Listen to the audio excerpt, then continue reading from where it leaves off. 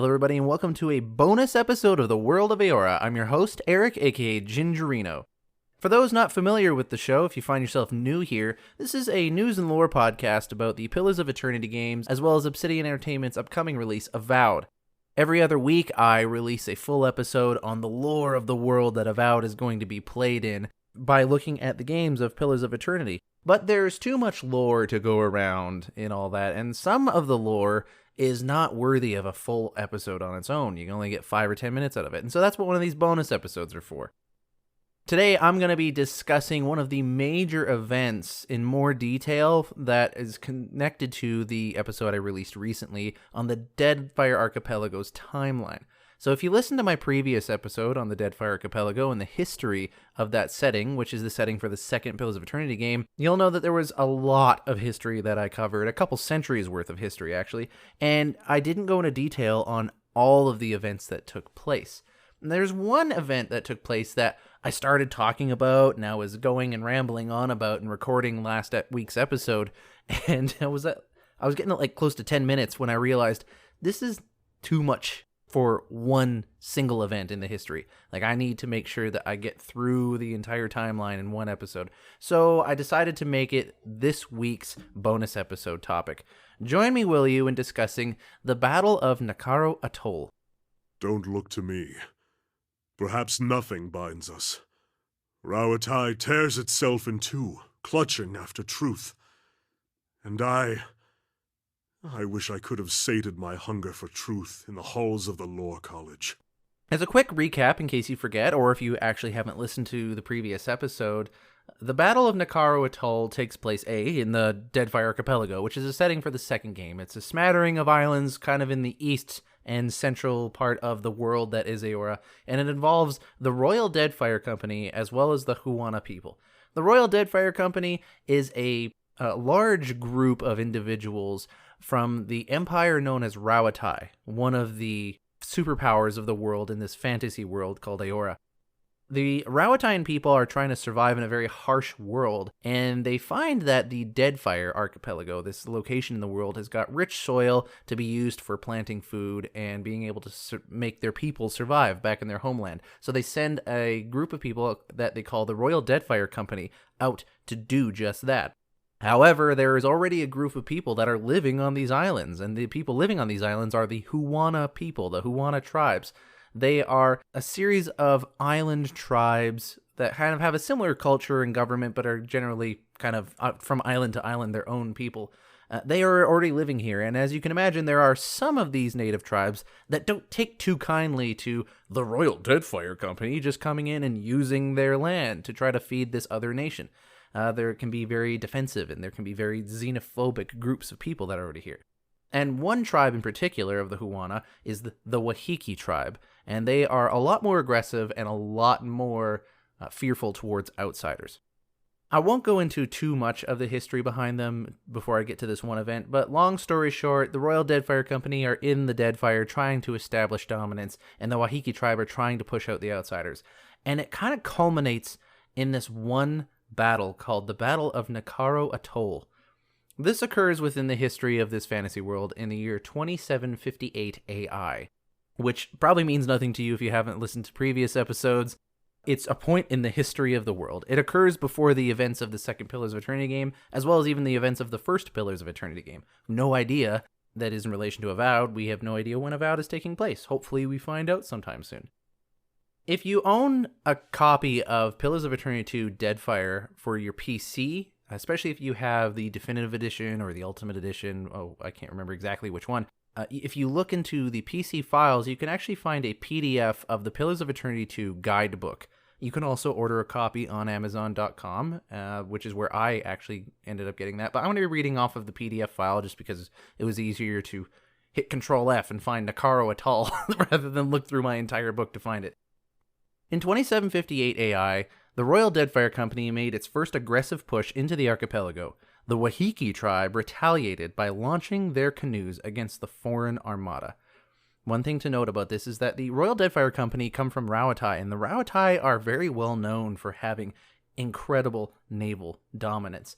But the Wahiki tribe of the Deadfire Archipelago, they are probably the most aggressive tribe in the Deadfire, and they are also well known for basically having never lost a battle. And, they know these waters, they know these islands, they know how to survive, and they got some tricks up their sleeve. So it's going to be interesting to see how this goes. Warriors cut through the waters of the naval battle with ease, spearing their enemies from afar, using keen hooks to board ships, and employing chanters to splinter masts with the killing songs of their people. So these are warriors of the Wahiki tribe.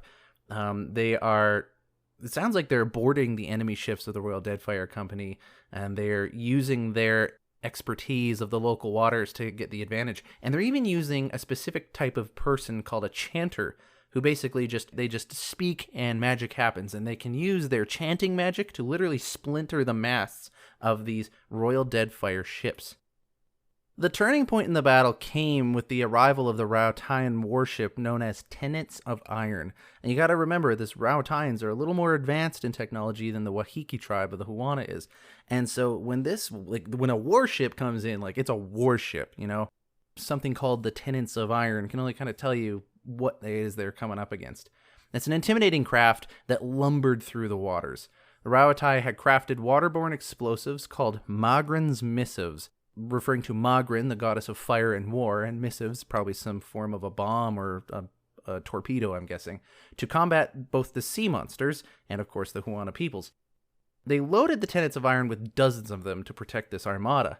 They would instead serve their purpose in sending a clear message that the Rauatai would not relent or compromise. So these Magrin's missives, which were, I guess, initially used for sea monsters, are now going to be used in this Battle of Nakaro Atoll.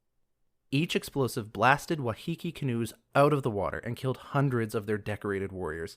The Wahiki withdrew from the conflict, and in the interest of self-preservation, scaled back their aggression. Even though the fighting spirit was bruised, they persisted in lashing out with smaller raiding parties, which were troublesome but hardly debilitating. The Royal Deadfire Company pressed its advantage, filling the archipelago with the horns of victorious warships. So it sounds like, despite the valiant effort of the Wahiki tribe, there was just nothing they could do to battle against the technological might and the quantity of these massive ships in the ocean, and the Royal Deadfire Company ended up being successful. This is part of some of the history that I mentioned in my previous episode of this Royal Deadfire Company moving into this Deadfire Archipelago area, and they were having some skirmishes with local sea creatures and the local tribes, specifically the Wahikis, and this was an important turning point because it really showed that they were a force to be reckoned with. It showed the Huana people that, oh wow, these strangers coming from out of town, they mean business, and they can knock us down a peg. So this is an important turning point in the history, as well for the Wahiki tribe, who have never really met a loss, I would say, on this level, at least as far as we can tell within the lore. This completely changes their position within their own culture, as well as the entire culture at large, and how they're going to relate to these new people. It kind of sets the stage for the Royal Deadfire Company being able to kind of do a little bit more of what they want now that they have power and that they've established their position. Now, that being said, it didn't just end there. There's an entire aftermath of this battle that continues on between the royalty of the Huana peoples, their main queen, if you will, and some of the leadership of the Royal Deadfire Company. I'm going to save most of that lore for when we actually do a deep dive on the Royal Deadfire Company, because, I still want to have stuff to talk about when I bring that one up. But rest assured, the Battle of Nakaro Atoll does not just stop there. There are aftermaths and there are consequences, but the main immediate consequence being that the Royal Deadfire Company has succeeded, and they are now able to set a foothold in the Deadfire Archipelago in the hopes that they can dominate the area to save their people back in their homeland. Where that leaves the Huana people, you can only tell by playing the game, which I highly recommend, by the way, or listening to the show, which is a shameless plug for my own show that you're already listening to, so you clearly are probably already interested in the first place. That's it for today's bonus content, taking a little more detailed look at the battle between the Royal Deadfire Company of the Rauatian Empire, which is invading the waters and islands of the Huana peoples in the Deadfire Archipelago. If you want to learn more about the Royal Deadfire Company or the Huana peoples, you can do so by playing the game, getting into the lore, listening to the show. If you want to email me questions about any of these things specifically, you can by emailing me worldofeora@gmail.com. You can also follow the show on Twitter @worldofeora if you are into this lore, you just want to see what's going on with the show.